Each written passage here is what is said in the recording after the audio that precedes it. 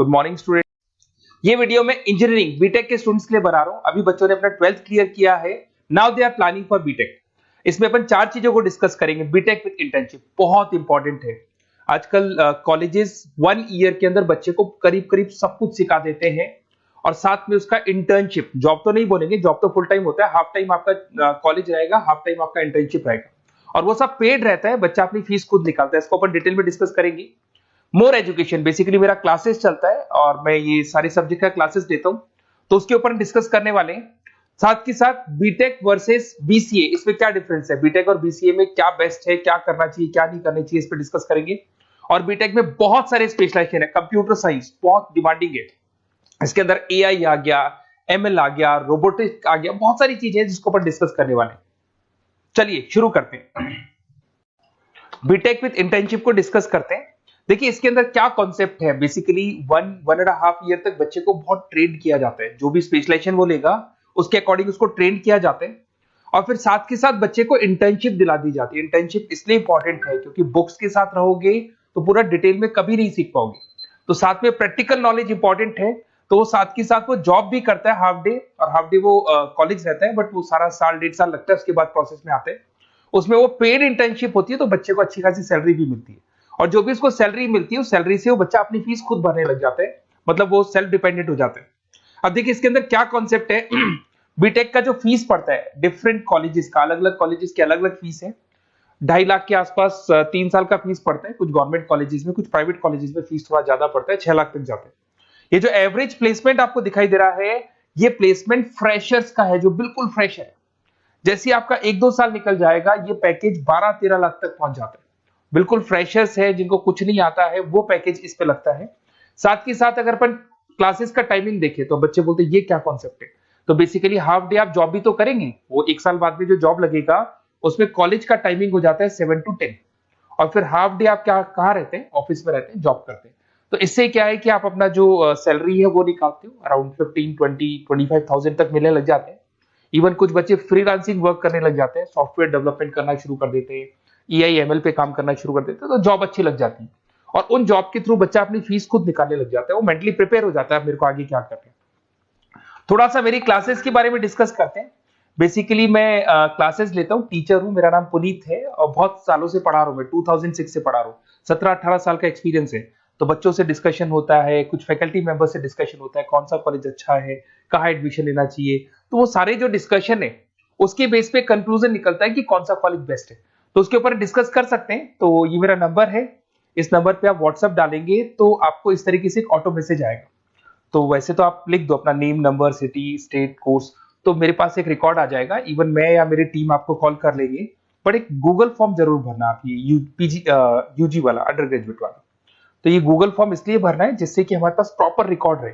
तो हम time to time आपसे, अंडर ग्रेजुएट रहेंगे, 12th के बाद आप बीटेक कर रहे हैं, तो मैं आपसे कम्युनिकेट करता रहूंगा कौन सा कॉलेज ऐसा है, कहाँ एडमिशन लेना चाहिए, बेस्ट कॉलेज कौन सा होगा, तो उसके ऊपर अपन डिस्कस करेंगे। बीटेक और बीसीए में क्या डिफरेंस है। बेसिकली बीटेक 4 इयर्स का कोर्स है, बीसीए 3 इयर्स का कोर्स है।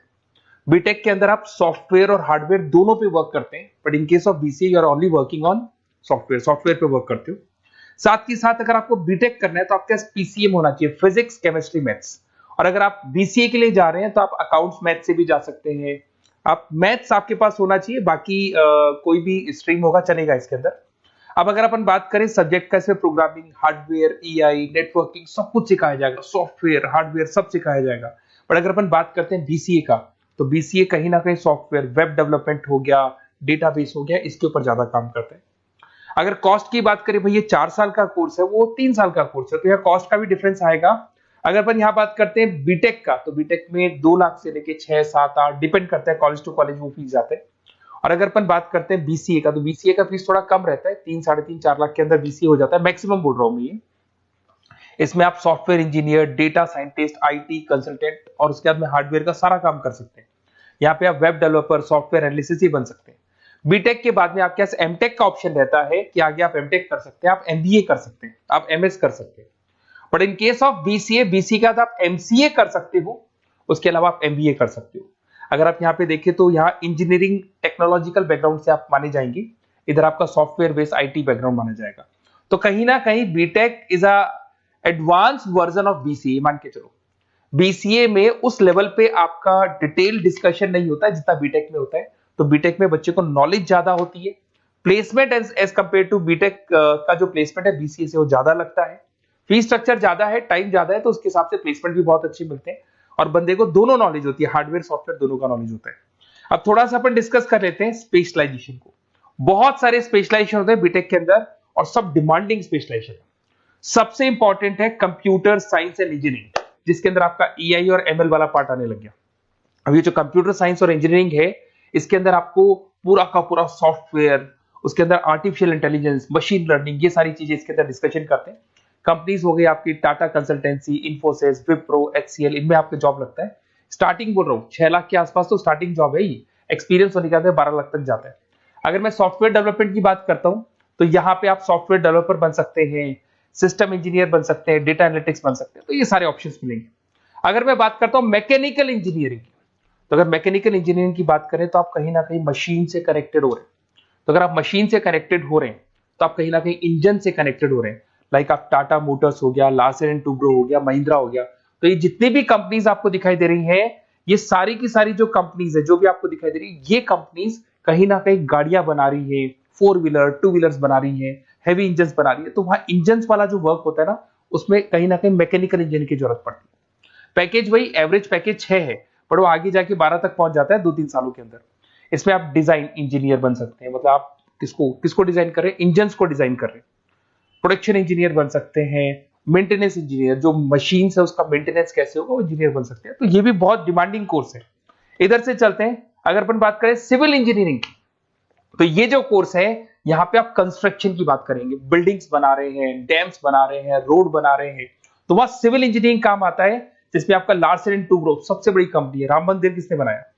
तो राम मंदिर में जिस कंपनी को पूरा पूरा कॉन्ट्रैक्ट मिला उसका नाम लार्सन एंड टुब्रो है। ऑन टाइम उसने डिलीवरी दे दी सारी चीजों की। डीएलएफ करके ये भी एक बहुत कंस्ट्रक्शन कंपनी है। तो बड़ी बड़ी कंस्ट्रक्शन कंपनी है, पैकेज वही 5-6 लाख के आसपास बैठता है। इसमें साइट इंजीनियर बन सकते हो आप, स्ट्रक्चर इंजीनियर बन सकते हो, प्रोजेक्ट मैनेजर बन सकते हो। घुमा फिरा के कंस्ट्रक्शन वाला जो वर्क है उसमें सिविल इंजीनियरिंग की जरूरत पड़ती है। इधर से आ जाए, आपको दिखाई देगा इलेक्ट्रिकल एंड इलेक्ट्रॉनिक इंजीनियर। अरे भाई, आज आप कोई भी प्रोडक्ट परचेज करो उसमें इलेक्ट्रिसिटी का तो काम होगा ही होगा ना। तो इलेक्ट्रिकल इंजीनियरिंग की तो हर जगह डिमांड है, चाहे वो सेलफोन से लेके आप कोई भी प्रोडक्ट परचेज करेंगे, कंप्यूटर्स परचेज कर लो, वॉशिंग मशीन परचेज कर लो, टीवी परचेज कर लो, तो वहां पे इलेक्ट्रिकल इंजीनियर की जरूरत पड़ती है।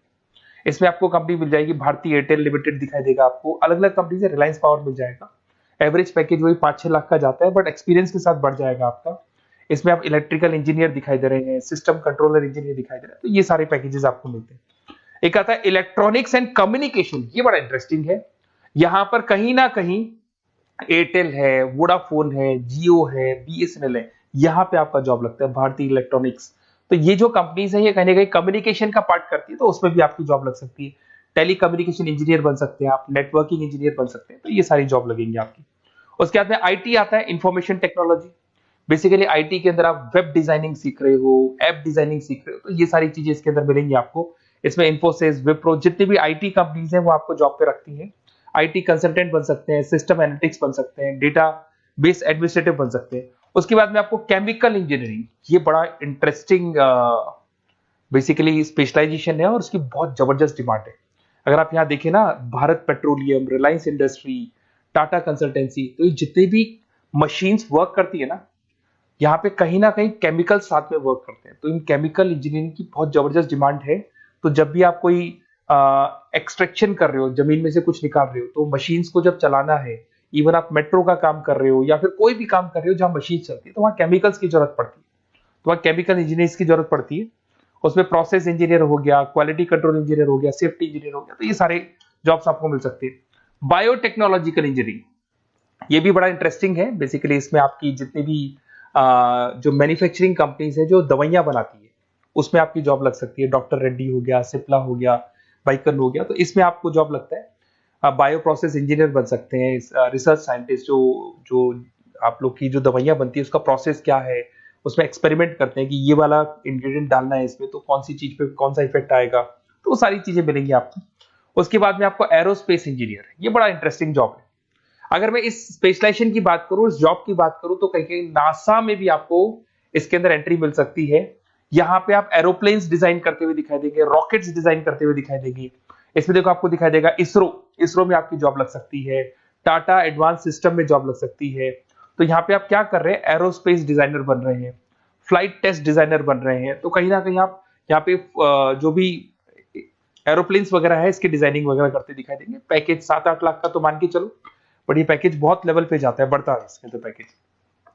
पेट्रोलियम इंजीनियरिंग की बात करें तो भैया जब क्रूड ऑयल आता है ना फॉरेन कंट्री से, तो उस क्रूड ऑयल को वो लोग किस में प्रोसेस करते हैं, क्रूड ऑयल को उसके अंदर आपका पेट्रोल निकाल रहे हैं, डीजल निकाल रहे हैं, गैस निकाल रहे हैं उसके अंदर से, तो वैसलीन निकाल रहे हैं, चारकोल निकाल रहे हैं। तो जो प्रोसेसिंग है, जो पेट्रोलियम इंजीनियरिंग का काम है, उसमें क्या होगा, oil and natural gas, ONGC में जॉब लग सकता है, रिलायंस इंडस्ट्री जहां से पेट्रोल निकाल के उसका प्रोसेसिंग करते हैं, भारत पेट्रोलियम, हिंदुस्तान पेट्रोलियम, यहाँ पे आपका जॉब लग सकता है।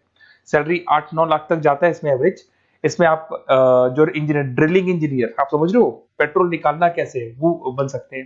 प्रोडक्शन इंजीनियर बन सकते हैं, मतलब जो भी आपने रॉ ऑयल निकाला है, जिसको ब्लैक ऑयल बोलते हैं, ब्लैक गोल्ड बोलते हैं, उसको आप प्रोसेस करके अलग अलग स्टेजेस में लाते हो, तो ये सारा काम मिल सकता है। तो बहुत सारी चीजें हैं, अपन इसको और डिटेल में डिस्कस करेंगे। थोड़ा सा बस ये ध्यान रखना, अगर आप एडमिशन का प्लान कर रहे हैं तो थोड़ा सा मेरे से डिस्कशन जरूर करना। हो सकता है मैं कहीं ना कहीं आपको सपोर्ट कर दूं, और कुछ ऐसे कॉलेजेस हैं जहां पर आपका अच्छा डिमांड होगा, अच्छी रिक्वायरमेंट होगी, वहां पे आपका प्लेसमेंट या आपका जो भी सिलेक्शन है मैं करवा दूं। और कोई इसमें कोई चार्जेस नहीं है मेरा, बस बेसिकली एक तरीके से मैं जो क्लासेस में, जो बीटेक में अगर कोई स्टूडेंट बाद में क्लासेस लेना चाहता है तो हम लोग उसको क्लासेस प्रोवाइड करते हैं, तो वहां हम लोग का एक बेनिफिट हो जाता है। बुक्स वगैरह मेरी लिखता हूं मैं खुद की, तो बुक्स वगैरह भी हम लोग आपको प्रोवाइड करेंगे, तो वहां मेरा बेनिफिट हो जाएगा। बट बेसिकली आपको जो कॉलेज में एडमिशन है ना, वो मैं सही जगह करवा दूं, जिससे कि आपको आगे के 4 सालों में कोई दिक्कत नहीं आए, अच्छा प्लेसमेंट हो जाए और कम से कम फीस पे हो जाए। ओके।